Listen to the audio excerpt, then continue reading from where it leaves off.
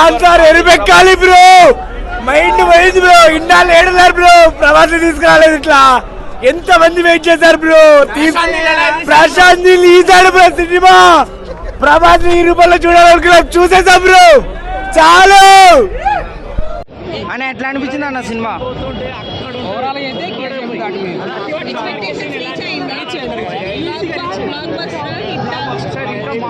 Cinema బాగాలేదు అంటున్నారు కదా, దానిపై మీ అభిప్రాయం?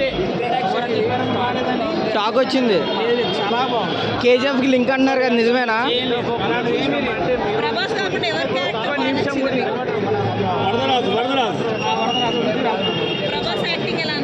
చాలా బాగుంది, టెర్రిఫిక్ అనమాట ఈ సినిమాలో యశ్ ఉండిపోతున్నారంట కదా, నిజమేనా?